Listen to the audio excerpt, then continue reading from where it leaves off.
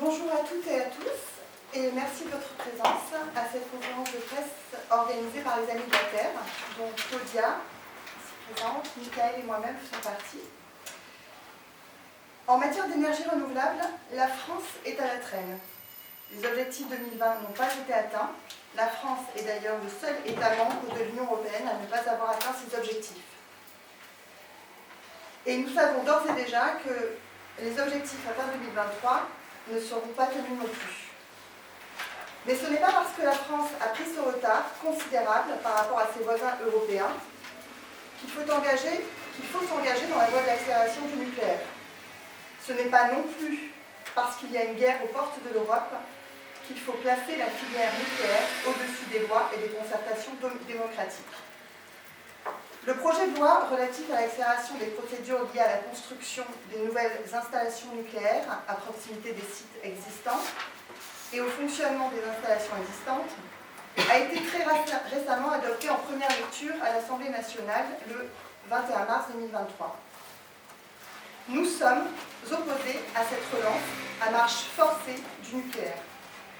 Nous sommes opposés au projet d'extension de l'usine d'enrichissement d'uranium Georges Belle d'Orano, ex-Areva, ex-Comurex, projet pour lequel la CNDP nous invite à participer à un semblant de concertation qui prend fin le 9 avril.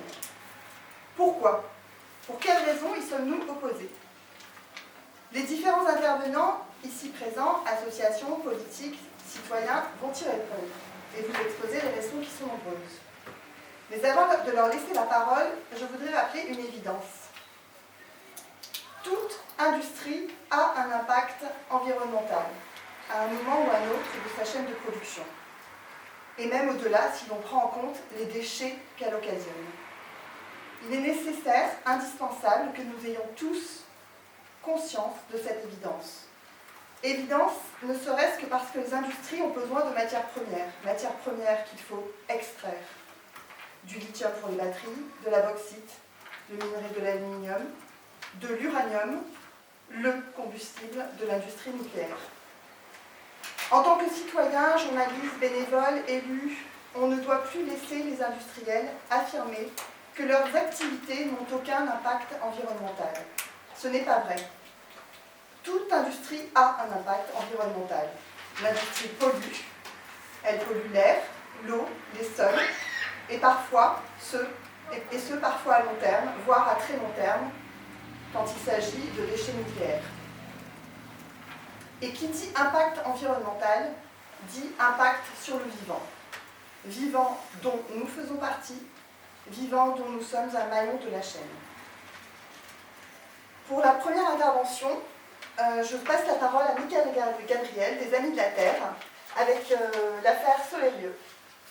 Merci Sylvie. Alors, tout est parti de la réunion publique du 27 septembre dernier, donc à la Cligette. Et lorsqu'on a posé la question sur la situation du site de Solérieux, on ne savait presque rien. Et quand le représentant d'Orano a répondu ce jour-là que le site était sécurisé depuis bien longtemps, on s'est dit, mais comment? Qu'y a-t-il sur place?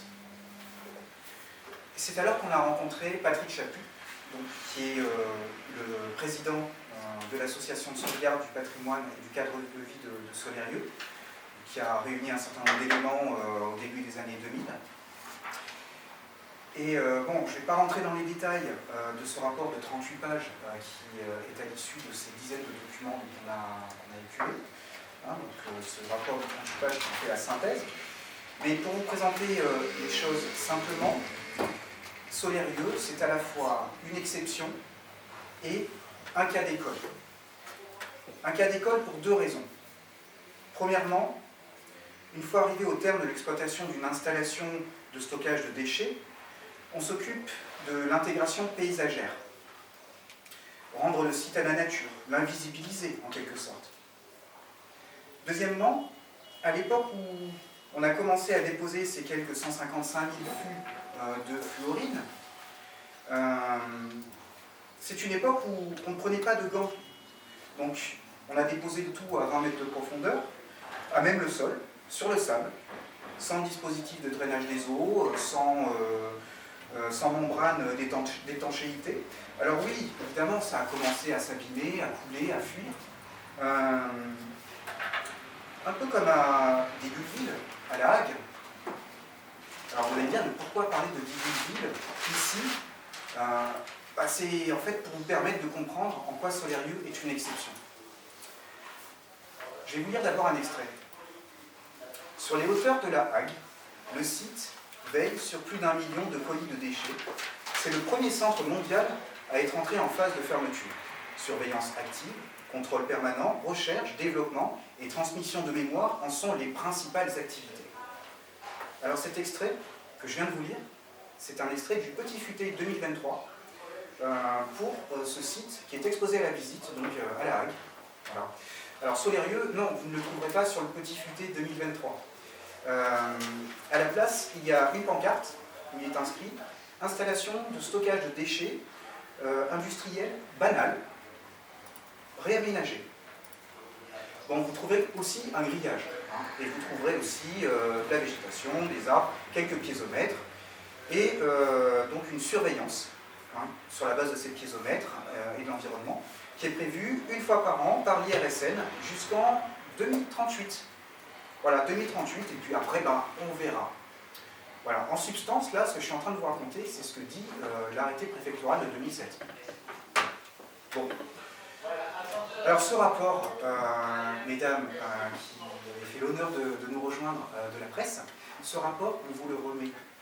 On vous le confie, pour que vous puissiez faire votre travail de contre-pouvoir, pour que, face à cette mise en terre, dans les deux sens du terme, vous puissiez apporter le droit de savoir pour agir.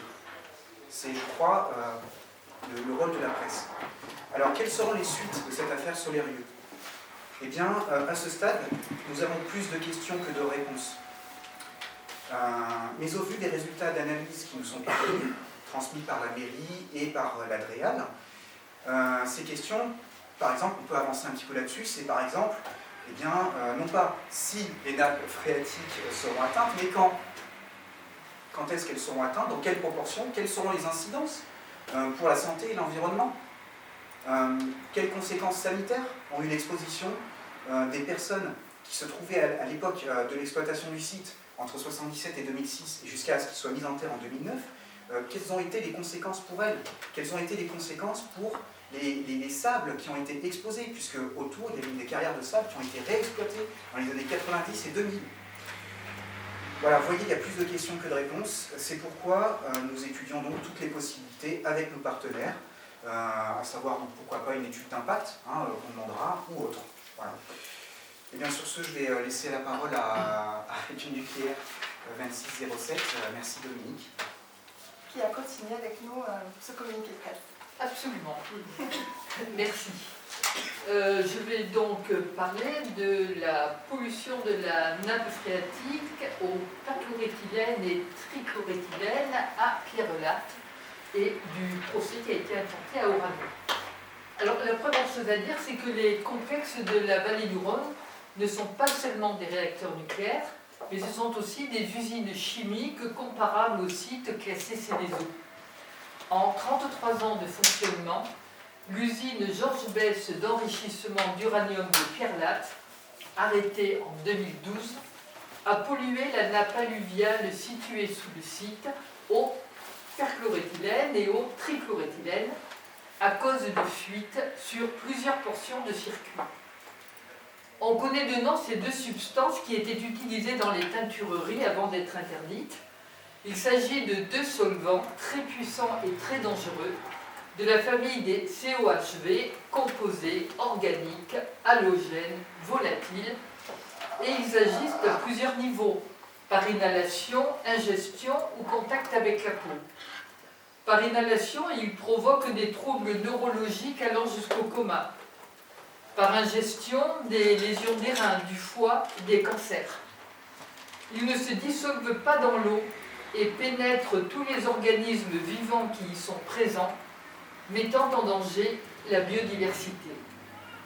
Or, l'eau polluée, en s'infiltrant dans le sol, atteint une nappe alluviale qui n'est pas confinée, mais qui rejoint un cours d'eau, la Graffière. Alors une installation spécifique a été finalement mise en place en mars 2014, c'est-à-dire 2 ans après la fermeture de l'usine. Il s'agit de 2 séries de puits visant à pomper l'eau de la nappe, puis la traiter, puis la réinjecter. Le système serait très efficace s'il n'y avait pas le calcaire. Les tuyaux se bougent constamment, si bien qu'en plus de 6 ans, il a fonctionné moins de 200 jours, soit même pas un jour sur 10. Pour pallier le problème, il aurait fallu injecter de l'acide dans l'eau, ce qui, bien sûr, n'a pas été autorisé par l'autorité de sûreté nucléaire. Plutôt que de chercher une solution alternative comme cela lui a été demandé, Oranocycle a laissé fonctionner l'installation telle qu'elle et la pollution a persisté dans la nappe. L'installation a été remise en fonctionnement, mais des données reçues en juillet 2020 montrent que les taux de composés organiques sont toujours très au-delà des normes. Alors comment a-t-on découvert tout cela ? On l'a découvert par un rapport de l'autorité de sûreté nucléaire suite à une inspection qui a eu lieu le 10 octobre 2019. L'ASN a alors demandé des études, des bilans, des analyses. Les études sont arrivées en retard, on attend encore certains bilans et les analyses se sont révélées fortement sous-évaluées. Alors l'association Réseau Sortir du Nucléaire a demandé des informations complémentaires à l'ASN, puis à la CRIRAD. Grâce à des comptes rendus de réunions ayant eu lieu entre 2011 et 2014, on a découvert que le problème date d'au moins 2008, que les fuites avaient été décelées à l'époque et n'avaient été ni révélées à l'ASN, ni corrigées. Une visite surprise de l'ASN en août 2020 nous apprend que, outre ce problème de pollution de l'eau, les quantités de déchets stockés sont sous-estimées, leur nature parfois falsifiée, et que des détartrages à l'acide ont eu lieu. En réaction, Réseau Sortir du Nucléaire dépose le 29 septembre 2020 une dénonciation auprès du procureur de la République. Celui-ci reconnaît l'infraction mais décide de ne pas poursuivre. C'est un classement sans suite avec simple rappel à la loi. 3 associations, Réseau Sortir du Nucléaire, la FRAPNA Drôme Nature Environnement et Arrêt du Nucléaire Drôme Ardèche, décident de ne pas en rester là et relancent la plainte par une démarche appelée intervention volontaire, accusant Orano de 9 infractions à la réglementation nucléaire et délits de pollution des eaux. Le procès a eu lieu à Valence le 16 mars dernier. L'affaire est mise en délibéré au jeudi 4 mai à 13h30. Merci.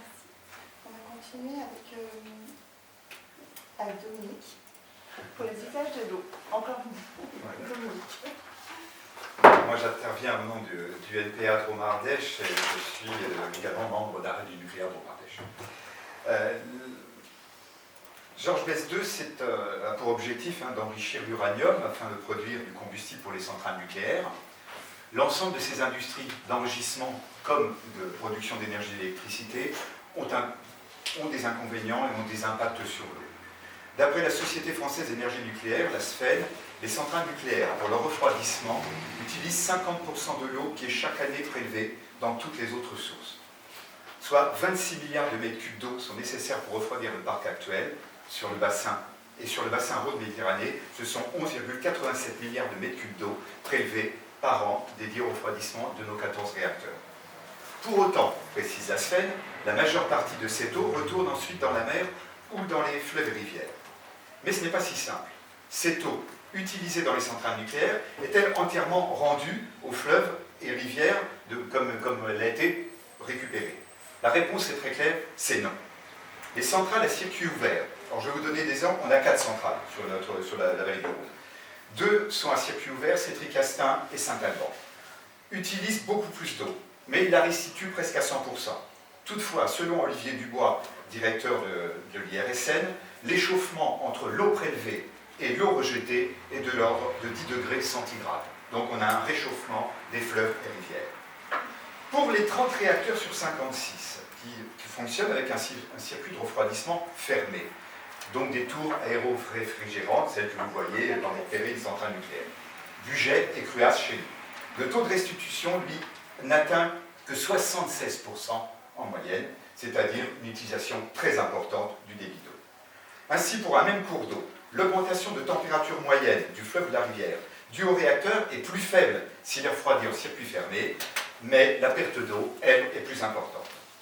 L'enjeu, donc, aujourd'hui, ce n'est pas uniquement celui du niveau d'eau prélevé, mais c'est aussi celui de la hausse de la température des eaux de surface et bien sûr de la pollution des cours d'eau, telle que vient d'en parler Dominique de stock d'arrêt du nucléaire au Ardèche.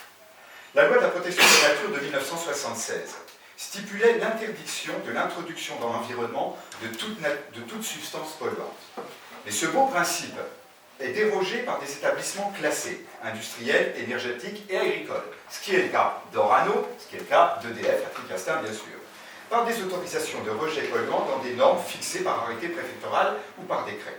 Ainsi, les centrales nucléaires peuvent émettre légalement des gaz radioactifs, du tritium et des gaz rares, des rejets liquides chimiques et des substances radioactives en milieu aquatique, mais à condition de respecter par contre des débits suffisants du Rhône, 500 m3 par seconde. Ah, c'était trop beau. On voit bien qu'aujourd'hui il y a une baisse du niveau, on est à 350 en été. Or, depuis plusieurs années, Saint-Alban et Tricastin à circuit ouvert, mais aussi Cruas et Bugey à circuit fermé, peuvent, sans accord de l'ASN, rejeter dans le Rhône en dessous du débit de 500 m3 par seconde et pas plus que 350, si ça est en dessous de 350 m3, ils n'ont plus le droit. N'empêche qu'ils ont maintenant l'autorisation de déroger à ce débit du Rhône, ce qui est extrêmement grave. Outre ces émissions radioactives, la centrale rejette dans le fleuve des substances chimiques, de la soude, 48%, de l'acide chlorhydrique, à 33%, du sodium, du chlore, de l'acide borique, de l'ammoniac, de la morpholine, de l'hydrazine, des phosphates, des sulfates, des aoliques, etc. Des centrales ont été autorisées également à rejeter du cuivre, du zinc, d'autres des biocides utilisés pour éliminer des amides pathogènes, ce qui pose un problème notamment avec Jean Cassine. Et cela sans prendre en compte les pollutions accidentelles de plus en plus fréquentes, telles que celles que nous avons détaillées tout à l'heure également. Sur les 14 réacteurs de la vallée du Rhône, 12 ont dépassé les 40 ans de fonctionnement. On imagine bien que les rejets ou les incidents sont assez importants. Je vais conclure sur l'eau. Cette ressource est vitale, elle devrait être considérée comme un bien public. Elle est aujourd'hui grandement accaparée par une agriculture intensive, première source d'utilisation d'eau, mais aussi, deuxième source, par une industrie nucléaire dont il devient urgent de se libérer. Merci. Et si vous voulez les sources, je vous les donnerai, Mediapart et l'AFM. Très bien. On va poursuivre avec Hélène, pour la France Insoumise. Alors, notre pays a prévu des modalités de débat par rapport aux questions qui nous concernent tous, et c'est la raison d'être de la CNDP. Mais si on effectue une rapide recherche sur les médias, qu'ils soient publics ou privés, dépendant de grandes fortunes, on constate que les citoyens sont extrêmement mal informés de l'existence de ces débats. Une rapide recherche montre qu'il a été fait mention de la CNDP ces dernières années, par exemple, sur France Info, en janvier 2019, à propos du salaire de Chantal Joanneau, la présidente. Au mois de janvier 2019, de nouveau à propos du grand débat organisé à la suite du mouvement des Gilets jaunes. Sur France Culture en octobre 2020, une interview de Chantal Joanneau, ou dans Le Monde en février 2021 et octobre 2022, mais on ne peut lire les articles que si on est abonné au Monde, sinon on n'a que des petits extraits. Donc en fait, par rapport à l'importance démocratique du débat public, c'est très peu d'informations données aux citoyens. D'autant plus si on considère la manière dont ont été menés les deux derniers grands débats citoyens. Le fameux grand débat à propos duquel Chantal Joanneau a dit « Dès lors que le gouvernement a décidé de reprendre le pilotage du grand débat national, la CNDP n'y a plus sa place, ce qui pose quand même question. Et le plus caricatural et le plus triste est le sort réservé à la Convention citoyenne sur le climat. Elle a coûté 5,4 millions d'euros d'argent public et a occupé 150 citoyens tirés au sort d'octobre 2019 à juin 2020. Ils ont chacun consacré 21 jours pleins aux rencontres parisiennes, sans compter le temps qu'ils ont passé à s'informer par ailleurs. Ce qui sortira de cette convention, je m'y engage, sera soumis sans filtre, soit au vote du Parlement, soit à référendum, soit à application réglementaire directe, annonçait Emmanuel Macron en avril 2019. À quoi cela a-t-il abouti? À une profonde déception pour les participants. D'après l'article du 19 février 2021 des Échos, intitulé « Jugement sévère pour l'exécutif », donc je les cite, « appelé à voter pour évaluer si les décisions du gouvernement relatives aux propositions de la Convention citoyenne pour le climat permettraient de s'approcher de l'objectif de diminuer d'au moins 40% par rapport à 1990 les émissions de gaz à effet de serre d'ici 2030 dans un esprit de justice sociale, les membres de la Convention ont sorti le stylo rouge. La moyenne est de 2,5 sur 10 seulement. C'est Chantal Joanneau qui explique le mieux cette déception prévisible dans un article du journal de l'écologie en ligne, Reporter, daté du 28 septembre 2018. Je cite de nouveau, et c'est les paroles de Chantal Joanneau. Le maillon faible de toutes les lois qui ont encadré le débat public a toujours été sa prise en compte dans la décision. Il n'y a aucun lien obligatoire entre le débat public et la décision. Certes, la loi ne nous donne pas le poids dans la décision, mais la réalité nous donne raison. Les questions, les arguments posés lors des débats publics restent présents au long de la vie ultérieure du projet. S'ils ne sont pas traités de manière rationnelle et argumentée, ils reviennent avec plus de conflictualité, plus de violence. Cet état de fait ne me semble pas satisfaisant. Il faudrait, pour améliorer la prise en compte de la parole publique, que le décideur dise explicitement sous quelles conditions il reprendra certains arguments, et ce, dès la saisine de la CNDP. Mais, c'est toujours elle qui parle, maintenant je ne vais pas vous mentir, je pense que ça n'aura jamais lieu. Personne ne réformera la CNDP pour aller plus loin, parce que la démocratie représentative, élue, considère que la démocratie directe, ou environnementale en tout cas, est une menace pour elle. Aller plus loin dans la prise en compte du débat public reviendrait à remettre en question l'ensemble du système institutionnel et représentatif. En conclusion, je reviens à la journée spéciale proposée par France Culture le 17 octobre 2020, dont le thème était « Que faisons-nous du débat public ?» L'exposé des motifs par la chaîne résume bien une situation qui n'évolue pas dans le bon sens et nous permet de douter de l'utilité des débats proposés dans le cadre de la CNDP, non de son fait, mais à cause d'une volonté politique contraire. Donc je cite l'exposé des motifs. La France ne manque pourtant pas d'espace pour confronter les idées et les divergences sans passer par cette conception réductrice du débat. La presse, les revues, le Parlement, le CESE et bien sûr la CNDP, autorité administrative indépendante dont la mission est d'informer les citoyens et de faire en sorte que leur point de vue soit pris en compte. Mais l'est-il vraiment pris en compte, ce point de vue?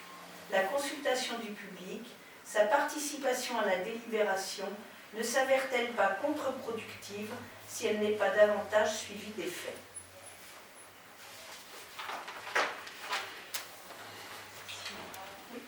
Merci Hélène. On continue avec Christophe Lefebvre, un citoyen assidu au rendez-vous de la CNDP, justement. Ouais. Alors, il se trouve que je vais d'abord dire qui je suis. Je suis membre de 2 associations. Je suis un simple membre, adhérent de l'association ici présente Arrêt du nucléaire 2607 et de l'association Stop Tricastin. Je m'exprime en mon nom propre. Je n'ai pas l'habitude des concertations et des débats. Par contre, toute ma vie, j'ai essayé de me forger une opinion sur divers sujets, c'est-à-dire faire un travail de citoyen. Et c'est extrêmement difficile. Alors, j'ai voulu faire une expérience, ce que j'ai appelé finalement une expérience démocratique, en participant à l'ensemble des réunions publiques du projet d'extension, etc. Vous savez de quoi je parle. Bon, alors, c'est une initiative personnelle, je parle en mon nom personnel, j'étais très surpris d'abord du démarrage de la concertation, parce que j'ai pas eu connaissance je n'ai eu connaissance de la concertation qu'au dernier moment, c'est-à-dire le 1er février par la presse, par le journal Le Dauphiné Libéré, qui en a fait une pleine page. Et ce qui m'a beaucoup surpris depuis bientôt 2 mois, sauf erreur, alors que je lis le journal Le Dauphiné Libéré tous les jours, je n'ai plus jamais vu aucun article. Je me suis rendu à la première réunion publique. Il faut savoir qu'avec la réunion publique de ce soir, il n'y a que 4 réunions publiques de 2 heures. La première, c'était le 7 à Montélimar, et j'ai été très étonné, selon mon comptage, qu'on peut vérifier aussi, puisque tout est filmé, tout est enregistré, donc on peut évaluer le peu de monde qu'il y avait. C'est-à-dire, moi j'ai compté 22 personnes à Montélimar le jour du lancement. Je crois qu'on a entendu, on va dire, un écolo, c'était moi, et un syndicaliste. Et puis voilà, c'était pour moi très décevant, même si je dois dire que j'apprécie beaucoup d'avoir découvert il y a quelques temps que sur le site www.débat public, la CNDP, chargée d'organiser le débat, fait un boulot d'AAI. C'est donc une autorité administrative indépendante. Et je trouve que c'est déjà ça. Voilà. Par contre, je suis allé aussi à la réunion de Saint-Paul-Trois-Châteaux le 20 février. Et là, il y avait, selon mon comptage, 66 personnes. Et cette fois-ci, dans l'assistance, le président de Stop Castin. Et je dois dire que, et la présence aussi de Paul Vergy, ici présent pour les Amis de la Terre. Et je dirais que, du coup, on a dépassé un petit peu les 2 heures de débat. Ça a duré 2h30. Et puis, ça avait un petit peu plus d'allure qu'une succession de monologues. Bien encadrés.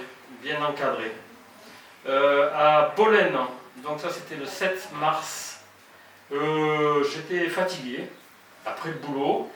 Je n'ai pas voulu prendre la parole. J'ai compté 44 personnes et ça a duré moins de 2 heures. Alors j'invite les journalistes à regarder le calendrier qui est là. Il est à 2 endroits dans le dossier de concertation. C'est bien fait. Il semble qu'il y a beaucoup de choses. Il y a l'histoire des rencontres de proximité, c'est-à-dire, j'en ai fait une. Je suis allé au marché de Pierre-Latte le 10 février. Et donc, oui, il y avait un stand Orano, CNDP, et si j'ai bien compris, 4 à 5 personnes, oui, c'est normal, payées pour, de mon point de vue, et ça correspond à l'ensemble de tout ça, pour communiquer. Certes, informer, mais pour communiquer. Moi, je le lis comme ça. Je pense qu'il y a des choses à éclaircir. Il aurait été bon d'être prévenu plus tôt. Alors, je sais, par le document qui est là, que la CNDP a décidé le 5 octobre 2022 d'organiser une concertation préalable, donc le 5 octobre 2022, mais je ne comprends pas pourquoi il y a eu 4 mois perdus avant le 1er février. Et la publicité, je vous dis, la presse, le Dauphiné, puis plus rien. Alors je prends aussi la Tribune. La Tribune qui est un hebdomadaire qui n'est pas Orange, mais qui a plusieurs éditions. Le Tricastin, Montélimar, et puis quoi d'autre encore. Enfin, voilà. C'est pas le milliard. Bon, alors là il y a eu quelques articles. Essentiellement, je dirais, c'est forcément un peu un copier-coller de ce qu'il y a ici. Et puis au fil des réunions, j'ai vu qu'il y avait effectivement la Tribune, le journaliste de la Tribune, ici présent aussi, à chaque fois. Mais en habitant dans le secteur de Montélimar, j'ai loupé la moitié des articles, puisque plus que la moitié des articles, je dirais les 2/3 des articles, puisque les articles qui traitaient de la concertation étaient plus dans l'édition Tricastin. Alors, ce que je souhaiterais, c'est un élargissement du débat, une vraie publicité des débats, et attirer l'attention des journalistes aussi sur le fait que page 68, Merci Christophe. Est-ce que tu peux pardon, il y a les interventions et les débats, et on voit bien que c'est essentiellement en direction des futurs travailleurs du nucléaire, le monde étudiant, et je trouve que ça a été trop de la com. Merci beaucoup Christophe. On enchaîne tout de suite parce qu'on a pris un peu ton cas Pardon. avec Gilles Reynaud. Bonjour, Gilles Reynaud. Donc, je suis le président de l'association Amazon Contrôlée. Je suis un ancien salarié de la filière nucléaire. J'y ai travaillé pendant 33 ans comme sous-traitant. Donc je suis aussi membre du conseil d'administration de l'ANPI, l'Association nationale de toutes les commissions locales et d'information. Je siège bien évidemment à la CRIGET du Tricastin, qui a la spécificité à Tricastin d'avoir 2 exploitants nucléaires sur le même périmètre. EDF d'un côté, Orano de l'autre. Sur ces installations, vous savez, il y a donc des salariés, hommes et femmes qui travaillent au quotidien. Et moi, je voudrais attirer votre attention sur le rapport d'enquête parlementaire de Mme Barbara Pompili en 2018, où on a eu l'honneur d'être interrogé. Il y avait des recommandations qui étaient faites concernant la situation des salariés de la sous-traitance au sein de la filière nucléaire. En 2023, rien n'a changé. Je voudrais aussi vous lire un extrait des recommandations que font les élus du personnel de chez Orano en 2021 concernant la situation des travailleurs. Les élus du CSE soulignent à l'unanimité une érosion constante de la culture nucléaire, sécurité et radioprotection, et plus généralement de la culture du risque sur les installations malgré les efforts récents. Les réorganisations continuent, avec toujours le même objectif, la diminution des effectifs et un recours toujours plus important à la sous-traitance. Cette politique, sous couvert d'économie, qu'il reste à démontrer, conduit à une perte de maîtrise de nos installations et à la non-atteinte des objectifs de production. En effet, lorsque vous êtes en permanence à vous demander qui fait quoi, où, comment, la surcharge mentale ne permet plus de se focaliser sur votre activité, ainsi que les risques d'erreur sont accrus. Le rapport TSL 2021 est une communication réglementaire obligatoire qui doit refléter une volonté de dialogue, d'ouverture, de transparence de notre culture de sûreté. Malheureusement, cela ne correspond pas à la réalité vécue par les salariés, que ce soit en termes de dialogue social, d'organisation technique ou de moyens humains. Donc je vous invite vraiment, mesdames, messieurs les journalistes, la CNDP, à aller regarder un peu ce que disent les élus du personnel dans ces rapports. Il y a vraiment de quoi faire parce que la situation sur le parc existant est très tendue, vous le savez. Donc peut-être qu'avant de se lancer dans des projets de construction de nouvelles installations, au Orano par exemple, ou les EPR, peut-être qu'il faut ramener de la sérénité sur le parc qui fonctionne aujourd'hui. Et ça me semble l'urgence absolue. Je voudrais terminer en disant aussi que concernant Orano, nous avons des exemples sur des travaux d'extension à Comurex 2 et Georges Besse 1 et Georges Besse 2 à la construction, où ce n'a été que des travailleurs détachés qui sont intervenus. À la TIGET, Orano s'était gargarisé en disant « Nous ferons travailler les entreprises locales ». Oui, ils ont fait travailler des entreprises locales qui avaient des agences dans les pays de l'Est. Donc ça a occasionné bien évidemment des malfaçons qu'il a fallu reprendre, hein, vous comprenez bien, des coûts supplémentaires. Donc aujourd'hui, je pense que la situation des travailleurs, agents statutaires et sous-traitants, que ce soit à EDF, à Orano, sur l'ensemble du parc nucléaire, mériterait beaucoup plus d'attention que ce qu'on lui donne aujourd'hui. Et donc avant de se lancer dans un projet de nouvelle extension d'Orano ou d'EPR, s'il vous plaît, ramenons la sérénité sur la filière là, qui fonctionne. Voilà, je termine. Merci beaucoup, Gilles. Alors, on termine avec Serge Marollo. Oui, bonjour. Serge Marollo, je suis porte-parole de l'Europe Écologie Les Verts en Vaucluse, j'habite à Orange. Et je suis absolument sidéré par ce que j'entends. Sidéré que les histoires de Solérieux, toutes les histoires que vous avez rapportées, ne donnent lieu qu'à des rappels à la loi, qu'à des simples blâmes. Que les alertes des travailleurs du nucléaire soient à peine mentionnées et qu'on en arrive aujourd'hui et qu'Emmanuel Macron aujourd'hui s'est senti obligé de supprimer l'Institut de radioprotection et de sûreté nucléaire alors qu'on en aurait gravement besoin d'une indépendance par rapport au risque du nucléaire, d'une part, et qu'après près de 10-15 ans de retard de l'EPR1, avec plus de 10 milliards de coûts en plus, on imagine des EPR de 2, 3, 4, on ne sait pas. C'est absolument hallucinant. On croit rêver.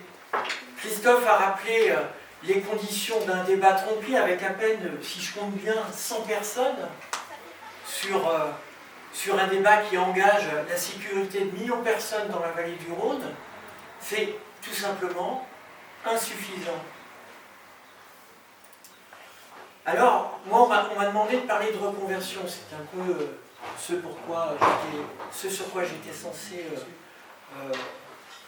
parler. Mais avant de parler de reconversion, il faudrait peut-être savoir pourquoi nous, écologistes, et bon nombre d'associations amies, nous pensons qu'il faut reconvertir.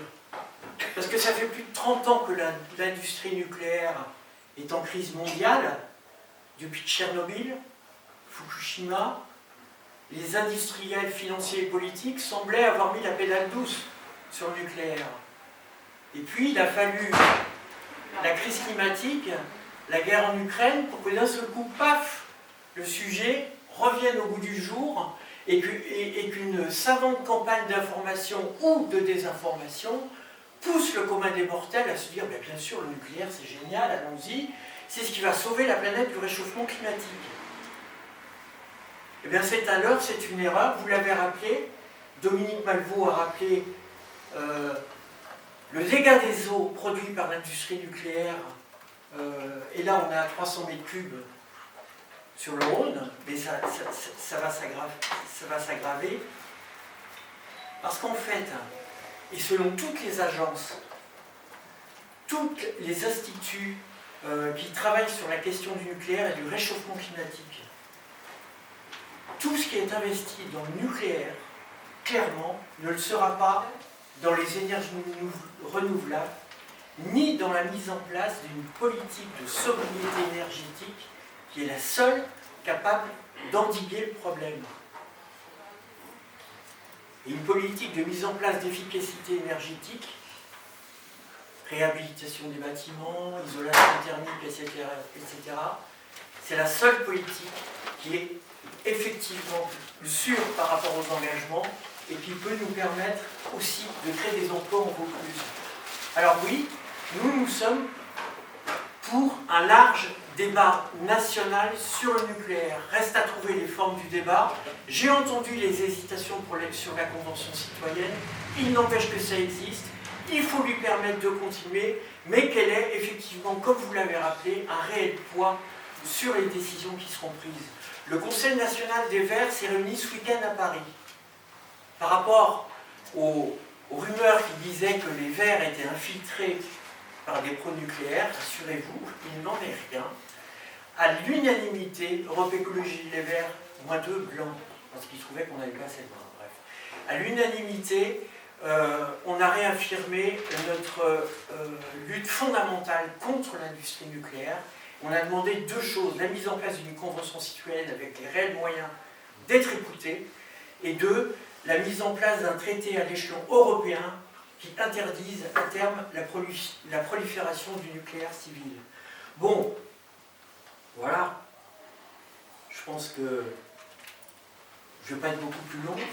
Simplement vous dire qu'en 1973, René Dumont brandissait son verre d'eau.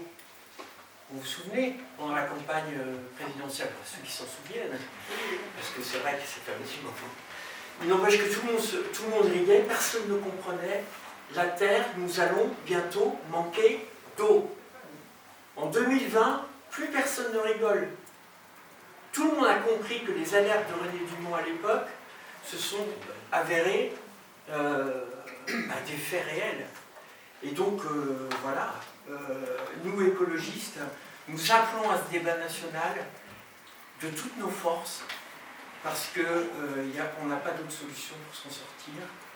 Et voilà, je crois que j'ai encore beaucoup d'un truc. Merci. Merci beaucoup. On va conclure. Pour conclure, et puis pour en rajouter quand même un petit peu sur l'eau, parce que Oui. bon, voilà. En 2055, les projections dont on dispose, c'est que le Rhône diminuera d'1 tiers au niveau de ses débits, alors que s'il trouve concentré quand même pas moins de 1/4 de la production d'énergie nucléaire.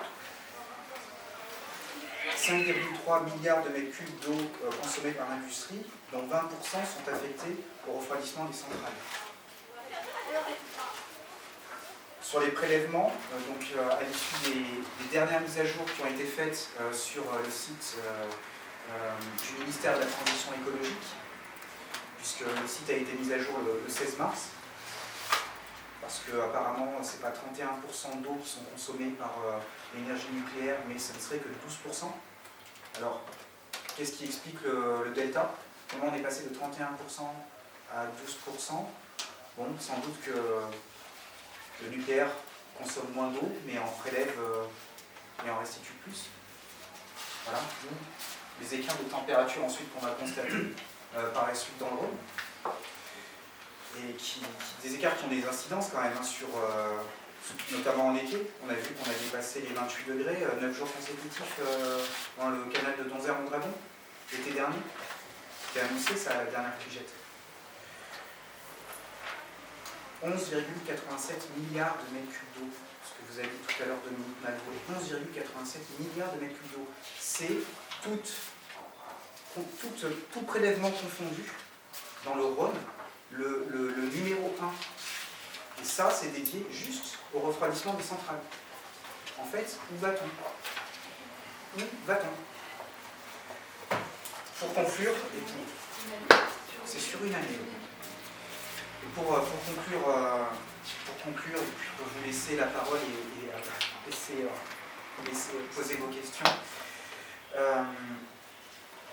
qu'est-ce qui nous a amené à faire cette réunion? On a été invité par la CNDP, on a été chaleureusement invité par vous, donc à participer à à émettre une contribution, n'est-ce pas, pour le débat public. Mais la contribution qu'on avait à apporter, c'est un pas de côté en réalité. Et c'est en passant par tout simplement cette question qu'on a étudiée, qui est solarium. Vous voyez? Et ça n'a pas cours à la Cligette, et ça n'a pas cours pour le projet d'extension d'Orano, projet d'extension qui prévoit de passer de 7,5 millions d'unités de travail de séparation, si les chiffres sont exacts, à 11 millions. C'est-à-dire près de 50%, c'est-à-dire une fois et demie, c'est quand même pas rien. Or, quand on voit le passif Solarium, qui n'est pas résolu, comment voulez-vous qu'on se prononce? On n'est pas en mesure de se prononcer.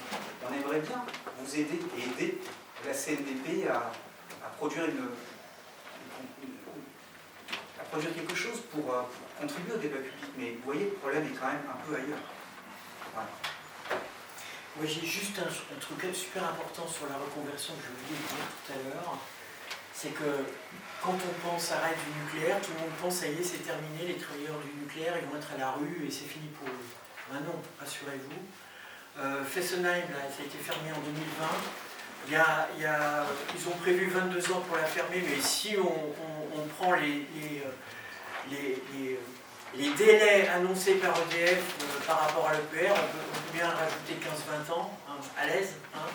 Donc là, si on fait un Tricastin l'année prochaine, je rêve, il fera bien 30-35 ans pour, voire même beaucoup plus, pour assurer le démantèlement complet et sécurisé. Et donc les travailleurs du nucléaire ont encore du travail. Et Michel Rivasi, avec lequel on a travaillé avec Michel Rivasi sur une demande en fait d'un plan de reconversion, de reconversion État-région entre l'État, donc les 3 régions concernées, PACA, Rhône-Alpes et Languedoc-Roussillon, pour que la vallée du Rhône, la plus nucléarisée d'Europe, la vallée du Rhône, devienne à terme un fleuron et le fer de lance du démantèlement du nucléaire partout dans le monde, et afin aussi de permettre une reconversion en concertation totale avec les travailleurs du nucléaire, parce que leur savoir-faire, ils peuvent le mettre à disposition des énergies vertes et renouvelables qui seules nous sortiront de l'impasse climatique. Voilà. Merci. On va passer aux questions des journalistes. Au niveau de Solaire Vieux, au-delà de l'étude d'impact, qu'est-ce que vous souhaiteriez pour l'avenir? Juste une étude d'impact pour le moment, ou est-ce que vous voudriez que ça aille plus loin vers un démantèlement comme ça a pu être le cas sur la butte du site du Tricastin avec les barrières du CEA à l'époque? Vous avez été contraint de la démanteler, vous souhaitez aller jusque là-haut, ou aujourd'hui une étude d'impact Dans un premier temps, déjà on va se concerter autour des résultats qu'on a finalement reçus pour ce qui est des résultats d'analyse de prélèvement. Pas dans la totalité, mais voilà, La quasi-totalité, bien sûr. Voilà, donc ce qui est quand même pas mal sur la période de 2009, depuis que le site est enterré jusqu'à 2022. Les nouvelles, c'est qu'il va y avoir un nouveau piézomètre qui a déjà été installé, je crois, l'année dernière ou au début d'année, là, sur 2023, qui va permettre d'avoir un peu plus d'éléments d'information en aval. Donc c'est une très bonne chose, une très belle initiative de la part d'Orano, voilà, qu'il faut souligner. Mais pour autant, on a besoin d'expertise. On ne va pas fonctionner nous tout seuls amis de la Terre, puisque on n'est pas technicien, on n'est pas laborantin, on n'est pas... et puis de toute façon, on n'a pas la prétention à le devenir non plus. Et c'est dans la concertation qu'on va arriver à prendre une décision et à demander à la Trigette ou à Orano ou à d'autres, eh bien, pourquoi pas éventuellement une étude d'impact ou si on a suffisamment d'éléments d'information, eh bien, envisager autre chose. Pour l'instant, je ne peux pas vous dire quoi. Après, effectivement, il y a aussi, par rapport à Solaire Vieux, un devoir de mémoire, en fait. Parce que c'est effectivement, tout à l'heure, Michael le disait, c'est un site qui est complètement maintenant végétalisé. C'est presque bucolique de se promener là-bas. Et en fait, pourtant, il y a un devoir de mémoire. Il y a un devoir de mémoire et un droit de vérité aussi. Peut-être que les personnes doivent, enfin les riverains, les citoyens doivent savoir ce qui se trame. Et tout à l'heure, Michael disait quand est-ce qu'il va y avoir une pollution, mais peut-être qu'elle a déjà lieu en fait. Elle est déjà peut-être là. Il y a peut-être même des incidences sur la santé des riverains. Et voilà. Donc il y a ce droit de mémoire et ce devoir de vérité qu'il faut Oui, parce que c'est vrai que ce que je n'ai pas précisé, c'est qu'il n'y a que l'IRSN qui est mandaté pour effectuer les prélèvements et les analyses. C'est-à-dire qu'il y a un vrai panache chimique là-dessous, dont vous avez le détail dans le dossier de presse. Pour ne citer que les éléments principaux, il y a des huiles issues de 2 transformateurs qui sont arrivés à Solérieux. Ces huiles-là, à l'époque, c'était du PCB. Le PCB, la marque consacrée, c'est Pyralène. Voilà. Et c'est hautement toxique. C'est cancérigène, mutagène, rototoxique. Voilà, la totale. Avec des demi-vies qui vont de 96 ans à plusieurs milliers d'années. Enfin bref, une catastrophe. Il y a d'autres éléments extrêmement toxiques sur un plan chimique. Tout est dans le dossier presse. Et devoir de mémoire, une chose que je souhaiterais quand même rajouter, il y a quand même un précédent qui s'appelle Ganagogi. Ganagogi, alors effectivement, ça n'a pas été enterré les éléments Ganagogi dans les Alpes de Haute-Provence. Ça a été néanmoins quand même dépollué. Donc tout reste à faire et à décider en fin de compte sur Solérieux. Est-ce qu'on laisse les choses en l'état et puis les nappes seront polluées et puis Inch'Allah et puis voilà, devoir mémoire, très bien. Ou alors est-ce qu'on engage la dépollution du site? Dans l'idéal, ce serait ce qu'il faudrait faire.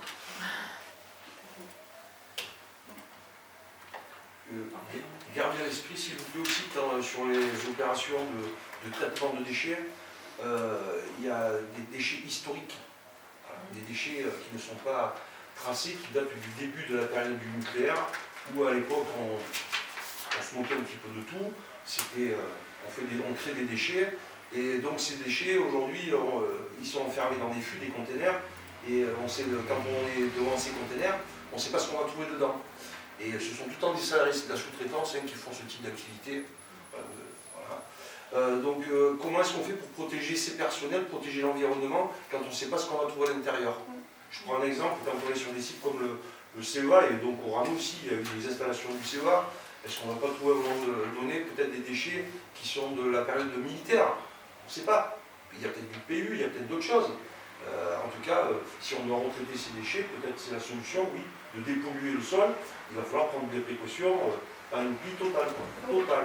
Et pas faire des économies de bout de chandelle, comme ça se fait dans les entreprises aujourd'hui sous-traitantes qui répondent aux appels d'offres pour faire l'activité au mépris des interventions et de la santé des salariés. Oui, d'ailleurs, Solérieux fait partie des sites qui sont référencés dans le livre de, je ne vous dis pas de bêtises, Bruno Barillo et Marie Davis, les déchets nucléaires militaires français. Donc il y a un extrait dans le rapport Solérieux, et effectivement les déchets militaires Solérieux est référencé, en fait partie. Et bien voilà, bingo. Donc voilà, vous avez aussi par exemple l'événement du 1er juillet 1977 à Pirate, le fameux accident qui a eu lieu, qui a créé un énorme panache de fumée. Il a fallu quand même retirer 10 cm de terre sur plusieurs milliers de 10 cm. Oui, 10 cm de terre. Il a fallu abattre les arbres, il a fallu réunir tous les matériaux et donc les mettre dans des fûts. Où sont partis ces fûts? On ne sait pas. On n'a aucune information là-dessus. Oui, Christophe? Alors, à défaut, enfin, la priorité aux journalistes. Okay.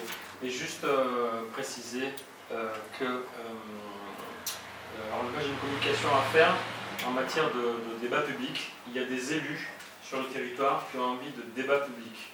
Donc l'information que j'ai à passer, je l'ai vue ce matin avec le maire de Dieu-le-Fit, le 19 mai à Dieu-le-Fit, dans la salle des fêtes qui s'appelle la Halle, avec un H majuscule. Il y aura un débat sur le nucléaire en présence des 2 députés qu'on a la chance d'avoir, Michel Rivasi pour l'Europe et Marie Pochon pour le national. Voilà, et on espère que ce sera un début, parce que dans une des réunions publiques, je rappelle que tout est filmé, j'ai appelé de mes voeux, c'est personnel, mais une série de réunions publiques sur tout le sud de la vallée du Rhône pour qu'on puisse débattre de tout ça, se souvenir que le mot débattre, ça signifie ne pas se battre et se parler et préparer la suite. Là, il y a des mots, il y a tellement de choses à dire. Le mot démantèlement, on l'a à peine prononcé. Les les Allemands sont bien en avance sur nous là-dessus. Il y a énormément de travail pour ad vitam aeternam. Et puis on n'a pas trop parlé non plus du coût du nucléaire. Ça c'est un dossier énorme aussi. Et les alternatives. Il y a beaucoup d'alternatives, y compris dans le TriCaster. Et d'ailleurs le journal La Tribune le sait bien, parce qu'on a parfois des startups comme ça. Hein. Et puis je vous invite à vous pencher sur par exemple l'énergie osmotique. Est-ce que vous avez d'autres questions? Bon, c'est vrai comme neuf. Hein. Moi j'ai peut-être une question. Enfin, donc là, la concertation arrive à son terme. Concernant ce projet, donc j'ai compris que vous vous engagez beaucoup sur Solarium. Mais concernant ce projet, comment vous allez on a compris que vous étiez contre, mais après, comment vous allez réaliser Bon, après, ça va être suivi d'une enquête publique. Je ne sais pas si elle a été fixée encore, mais c'est quoi Elle est impossible à définir aujourd'hui. Voilà. Parce que la décision de faire le projet n'est pas encore été prise. Et puis ce qu'il faut dire aussi, c'est que concertation préalable, ne jouerait pas son rôle. Et l'étude sur Georges Besse 2 est une extension. De toute façon, il faudra que ça prenne en compte toute une étude sur les trajets entre l'usine de Malvézy et le site du Tricastin, entre le site du Tricastin et le site de Romans-sur-Isère. Tout ça, ce sont des camions, des trains qui sont déjà quasiment quotidiens aujourd'hui, mais qui vont devenir de plus en plus importants. C'est-à-dire qu'on a un autre danger c'est une balade permanente entre les différents combustibles à leur niveau de préparation, entre l'UF4, PF6, etc., l'usine de Romans-sur-Isère. C'est comme la Drôme, l'Ardèche, le Vaucluse sont aujourd'hui traversés quotidiennement par des camions nucléaires, de combustible et d'uranium. Et on ne peut pas parler d'un site l'un après l'autre. On va être forcé de parler de Malvézy en même temps qu'on parle de Georges Besse 2, parce qu'une extension de Georges Besse 2, c'est aussi une extension de Malvézy. Ça veut dire aussi qu'on va faire venir de plus en plus de minerais d'uranium, c'est-à-dire du F4 et de l'Iocec, d'une zone de conflit aujourd'hui, quasiment, d'ailleurs, des gens, puisqu'il y a la Russie, on traverse des pays qui sont en guerre, etc. Bon, on voit, c'est l'ensemble qu'il faut voir et pas seulement point par point. Effectivement, c'est très complexe et ça nécessite vraiment un vrai débat public où l'ensemble des citoyens est informé avec une information effectivement neutre, exhaustive, objective. Aujourd'hui, l'Iocec, il passe par l'Allemagne, c'est-à-dire qu'il fait tout un tour pour arriver jusqu'à Malvézy, c'est complètement indépendant. Et pour revenir sur Georges Besse, ce qu'on appelle yellow cake, c'est l'uranium naturel. Alors attention, c'est pas vraiment de l'uranium naturel, c'est-à-dire que ça a déjà fait l'objet d'un procédé et de traitement chimique pour être transformé en combustible.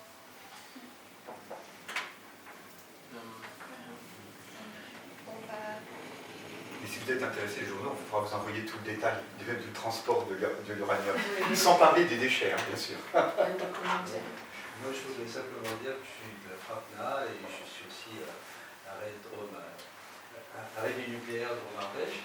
C'est un sujet sur lequel je trouve important de parler. C'est vrai qu'on a besoin de chaudronniers et je trouve assez intéressant de dire que la formation, elle devrait se faire aussi sur notre secteur et non être obligé d'avoir des chaudronniers américains pour travailler sur nos sites. Donc, et puis aussi dire que même si je suis pour l'arrêt du nucléaire, je suis aussi pour aider dans la politique les travailleurs du nucléaire. La situation des travailleurs du nucléaire, c'est un copier-coller de ce que nous connaissons dans l'éducation nationale et nos services de santé. Voilà. Le nucléaire n'échappe pas à cette règle. Triste règle. Donc, est-ce qu'on continue comme ça, à niveler par le bas, faire du dumping, ou est-ce qu'on dit stop et on ramène à de la sérénité? Parce que oui, c'est des installations nucléaires, tout simplement. J'ai envie de dire pas de nucléaire low cost et pas de comment dire, l'accélération ça suffit. Ce qui doit accélérer maintenant c'est la démocratie. Il n'entraîne pas la décision, sauf dans certains cas, vous connaissez le référendum, les décisionnaires L'enquête publique, elle non plus, n'est pas décisionnaire, mais le tiers qui mène cette enquête publique donne un avis, favorable, défavorable, avec réserve, etc. Mais il est également consultatif, donc il n'y a pas obligation derrière de le suivre nécessairement. C'est l'état de notre droit, hein, je dis c'est simplement ça. Et enfin, en ce qui concerne ce dont on s'occupe avec Denis et Isabelle, c'est-à-dire une concertation préalable, il n'y a effectivement pas de lien direct, ou en tout cas obligatoire, entre ce qui se dit et la décision qui sera prise. C'est-à-dire ce n'est pas automatique. Voilà. Mais je vous invite à prendre les paroles de Chantal Joanneau aussi, pas forcément les plus pessimistes dans ce qu'elle dit, c'est-à-dire que à partir du moment où on rend public et où on fait véritablement un exercice le plus transparent possible, avec le plus d'informations possible, et surtout en donnant la possibilité à un maximum de gens de parler, alors ce qu'on sait, et c'est comme ça qu'elle le dit, je reprendrai ces mots, on le sait, la situation change. Ce qui était possible avant sans cet exercice n'est plus tout à fait possible après, et inversement, des choses qui n'étaient pas possibles avant deviennent possibles. Il faut prendre en compte que, certes, il n'y a pas de lien direct entre la concertation et la décision, automatique, mais le fait simplement qu'on ait une concertation ouverte où tout le monde s'exprime, change assez fortement les termes de la décision qui sera prise.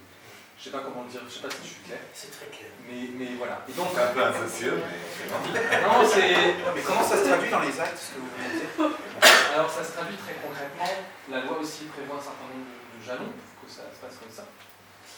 Le premier, c'est la neutralité et l'indépendance des garants. C'est-à-dire que nous garantissons à tout le monde la possibilité de s'exprimer longuement, de façon argumentée, mais pas dans les réunions, dans les rencontres par Internet, enfin en multipliant les canaux. Nous faisons ensuite un bilan de l'ensemble des arguments et des propositions. On serait ravis que vos arguments d'ailleurs soient exprimés dans la concertation, peut-être soit sous forme, soit ce soir, ou pas si ce n'est pas ce soir, par écrit, ou en postant votre dossier de presse sur le site. Enfin, il y a plein de façons possibles, mais ça c'est un autre sujet. Et nous en rendons compte. Et ce rendu compte, d'accord, le maître d'ouvrage a une seule obligation, vous allez dire c'est peut-être pas beaucoup, mais il y en a quand même une, et qui doit répondre à tout. Tous les points que vous soulevez doivent obtenir réponse. Ça, c'est une obligation. Alors, la réponse ne vous satisfera pas nécessairement, mais elle sera argumentée et elle sera présente. Ça, c'est ce que nous pouvons garantir. Matériellement et concrètement, le 9 mai, il y a un bilan qui est rendu de l'ensemble des arguments, et 2 mois plus tard, au plus tard, il y a le 9 juillet au plus tard, le porteur de projet répond. Point par point. Voilà le dispositif tel que nous on peut le garantir. Là je parle de l'après. Dans le pendant, il y a plein de choses. Il y a la transparence des discussions, les comptes rendus systématiques, le temps de parole ouvert à tous, le contrôle que nous avons sur le dossier. C'est-à-dire que le fait que c'est la CNDP qui a décidé des modalités et qui a validé le contenu du dossier comme étant suffisant pour permettre au public de s'informer. Enfin, tous les éléments-là qui nous permettent de dire bon, voilà, qu'on a un niveau d'information suffisant pour organiser des temps d'échange. Mais pour l'après, voilà, c'est ce que je vous ai dit, il y a des jalons qui permettent ça. On peut ne pas être, on peut trouver que c'est insuffisant, il n'y a pas de problème. Si je veux, on n'est pas. Si je peux. Il faut quand même noter que le projet de loi d'accélération des procédures nucléaires est arrivé de façon inattendue et qu'il est quand même en contradiction avec l'engagement qui avait été pris que la synthèse des débats serait attendue et serait prise en compte dans les discussions précédant le vote de la loi de programmation énergétique. Alors oui, c'est-à-dire que, je le redis, on est dans l'état de droit que nous connaissons aujourd'hui, et cet état de droit bouge, puisque la loi elle continue à se faire, et oui, ça c'est pas de problème à en parler, il y a un certain nombre d'initiatives réglementaires, enfin législatives ou réglementaires, les deux, dans la loi comme dans le règlement, qui visent plutôt à accélérer les processus, et pour le législateur, une partie des législateurs malheureusement, accélérer veut dire supprimer les temps ou raccourcir les temps de participation ou ce genre de choses, pensant que la participation fait perdre du temps au projet. Bon, c'est à notre avis une erreur, on pourrait le démontrer, mais on n'est pas dans leur tête. Et, le législateur, c'est le législateur, on l'a élu pour légiférer, et donc la loi évolue. Et donc vous citez un point qui est important, qui concerne plutôt le débat EPR2, donc le débat sur la relance du programme nucléaire avec 2 EPR à faire depuis 2 autres périodes. Sur ce débat-là, très précisément, il y avait effectivement un engagement d'un certain nombre d'acteurs, dont le décideur principal qui était l'idée, de tenir compte des éléments du débat avant de décider d'y aller ou pas y aller. Et entre-temps, ce projet de loi est arrivé au Sénat, et les sénateurs, ils ont le droit, ont décidé d'inclure dans ce projet de loi la suppression de l'objectif de 50% de nucléaire en 2035. Et ce faisant, on donné un gros coup de canif, effectivement, dans l'accord, on va dire, tacite, consistant à dire on débat d'abord, on décide ensuite. Et pourtant, dans l'état de droit dans lequel nous sommes, les sénateurs avaient le droit de faire ça. Que cela est bien dit, comme dirait. Non, mais quand on vous écoute, c'est assez merveilleux. Ah bon. Donc en fait, tout ça, ça sert à rien parce que le législateur peut changer quand il veut, changer les règles, etc. C'est qu'en gros, tout ce que vous faites là, ça ne sert strictement à rien puisqu'ils peuvent tout changer quand ils veulent et à leur discrétion. C'est quand même assez grave. Par contre, attendez, il y a quand même un petit problème dans ces concertations. Parce que ça, on parle très poli les uns avec les autres, c'est très calme. Et puis finalement, quand vous refusez d'y aller, vous devriez venir discuter, ce serait quand même mieux, vous montriez, donnez vos arguments et tout ça. J'entends tout le temps ça, quand on va voir dans n'importe quelle réunion publique que vous organisez, la CNDP ou l'industrie nucléaire. Le problème, c'est que toute situation locale, là, nous, c'est Georges Besse II, et les gens du Nord, on ne les interroge pas sur Georges Besse II. Or, Georges Besse II, c'est pas seulement le Rhône qui est concerné, c'est pas seulement notre Sud, c'est les gens de l'île, c'est les gens de l'Est qui voient passer les trains nucléaires qui viennent d'Allemagne pour aller justement à Georges Besse II finalité, etc.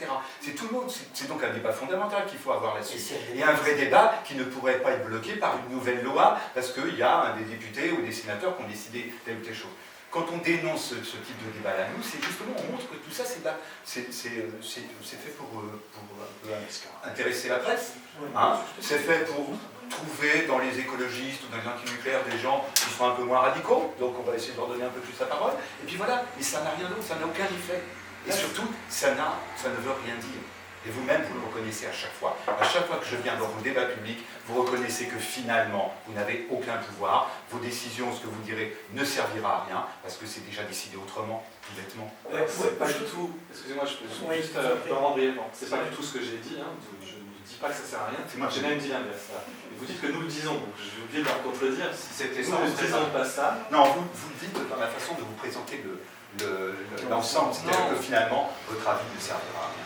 Non, nous n'avons pas. D'abord, c'est pire que ça. Si vous voulez le voir de cette façon, c'est pire que ça. Nous ne donnons pas d'avis. Voilà. Oui, on va être très clair. Donc, on ne peut pas dire que ça sert à rien parce qu'on ne donne pas d'avis. En revanche, je redis que ce qu'on fait a des effets sur la décision. On peut en parler plus longuement, mais ça, c'est pour nous une certitude. Ça change complètement les termes de la décision. Il y a énormément d'exemples de ce type. Non, d'accord. Mais en tout cas, ne nous dites pas qu'on dit ça parce que c'est pas vrai. Le deuxième point, et pour être très bref, c'est la demande d'un débat plus général, etc. National. Oui, tout à fait. Mais la CNDP l'a dit en décembre 2021, vous avez une décision de la CNDP qui est extrêmement claire, qui dit que pour le nucléaire, il faut un débat d'ensemble. Enfin, je veux dire, il n'y a pas de problème là-dessus. C'est-à-dire que sur la question de porter la volonté, y compris dans les propos de Chantal Jodot tout à l'heure, qui dit on pourrait faire mieux, on est tous d'accord, et nous-mêmes on dit qu'on pourrait faire mieux. Il faut une convention citoyenne du nucléaire en fait, et qui soit entendue par les institutions. Moi j'aurais essayé de résumer un peu surtout par rapport aux Amis de la Terre, juste que vous me disiez si je me trompe, et par rapport à votre non-participation à la réunion qui est prévue à 18h. D'après ce que j'ai pu comprendre de ce que vous avez dit, mais vous me dites si je me trompe, hein. D'après ce que j'ai pu comprendre, et ça aussi ça pourrait être relayé non seulement par les messieurs de la CNDP qui sont là, mais aussi par la presse, d'après ce que j'ai pu comprendre, c'est que les Amis de la Terre ne participeront pas à cette réunion à 18h parce que la question de Solérieux n'est pas réglée, d'après ce que j'ai pu comprendre, et que pour les écologistes, il ne saurait être question de participer à un débat sur une relance de production d'uranium sur Georges Besse II, tant que la question de Solérieux n'a pas été réglée. C'est ce que j'ai compris de ce que vous avez dit. Pas seulement, mais au moins, enfin, parce que là, je vais dire parce que c'est logique aussi comme positionnement stratégique, on ne peut pas continuer à produire de l'uranium ou à stocker des déchets nucléaires sur des sites dont on n'a pas la certitude qu'ils soient sécurisés. Moi, c'est ce que j'entends dans les propos que vous tenez, je ne me trompe pas. Ça en fait partie. D'une part, notre intervention sera en partie hors sujet. Parce que, en quoi on se prononce sur Georges Best II en amenant un dossier comme celui-ci, au Solarieux. Voilà. D'autre part, je pense que ça a été excellemment bien résumé par tous les intervenants aujourd'hui. Ce que l'on demande, ce n'est pas d'avoir vos retours, vos certitudes quant à votre influence alléguée. Là-dessus, ça n'engage que vous. Voilà. Nous, ce que l'on réclame, c'est un débat national et on demande à ce qu'il n'y ait pas de relance du nucléaire sans qu'il y ait ce débat national. Peut-être juste sur un des points, je crois que vous avez oublié le dernier point dont vous parlez dans les réunions publiques, les objectifs de la CNDP. Moi, il y en a un que j'ai retenu, que j'aime beaucoup, c'est écrit l'inclusion de tous les publics. Or, en faisant la petite expérience démocratique là, j'ai bien vu qu'il n'y avait pas tous les publics. Et ça c'est à travailler. Et je pense que c'est à travailler avec la presse aussi, parce que ça serait intéressant, et je le dis à Marie-Pierre Mouton, à la réunion du 20, comme pour la CLI, comment ça se fait que le conseil départemental, donc elle est présidente du conseil départemental 26 et de la CLI, avec Dominique Santoni, comment ça se fait que nos départements ne savent pas annoncer aussi haut et fort des questions essentielles comme ça sur le plus gros site industriel et chimique d'Europe et du monde,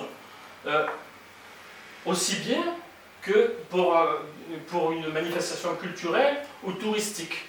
C'est là que je pose la question de la publicité, rendre public et rendre ça sexy et payer les journaux pour qu'il y ait des annonces préalables pour qu'il y ait une mobilisation citoyenne et qu'on sorte par le haut de tout ça, parce que je vous assure que ce que je ressens personnellement, enfin je me trompe peut-être, c'est qu'il y en a beaucoup qui ont envie de renverser la table. Or, je suis un utopiste démocratique, je considère que nous n'avons pas à renverser la table, mais tout doit être mis sur la table maintenant. Et je propose sur ce, merci Christophe, que nous ne renversions pas les tables. Est-ce que je peux dire un dernier mot? Oui. C'était pour répondre à vous deux, qui avait dit, mais dans le fond, ça ne sert à rien. Alors, si on pensait nous que ça ne servait à rien, on ne serait pas là. Deux, vous avez sur le site de la CNDP la suite des projets après le débat public. Et bien, vous verrez qu'il y a des projets qui ont été arrêtés. La plus grande partie, la majorité des projets ont été modifiés. Il y a des projets qui sont sur le cours sans modification. Mais donc, vous voyez que... Pas sur le nucléaire. Des débats publics au sens large du terme, mais des projets qui sont... Oui, si vous avez affaire à des anti-nucléaires, c'est justement pour ça, c'est que vous êtes très bien là, c'est un peu trop gros pour vous. Pour vous, c'était le nucléaire. Ah oui, scoop quand même pour les journalistes. Il n'y a que François Homer qui a vu ça, je crois, au Tricastin, à Saint-Paul-Trois-Châteaux. Il y a quand même monsieur le maire de Saint-Paul-Trois-Châteaux, texto. J'ai été surpris que la presse ne reprenne pas. Le projet d'extension, il a dit textuellement, c'est enregistré, vous pouvez vérifier. Le projet d'extension de Georges Best II est le premier pas vers l'installation des EPR. Parlons des choses. Pas de choses en douce. Eh bien, merci d'avoir accepté notre invitation. Et à la suite de cette conférence de presse, il y a donc un rassemblement. Devant le théâtre municipal. On est en retard d'ailleurs. Il y a sûrement déjà les gens là qui m'attendent avec les menottes. Et donc, c'est quoi le traitement de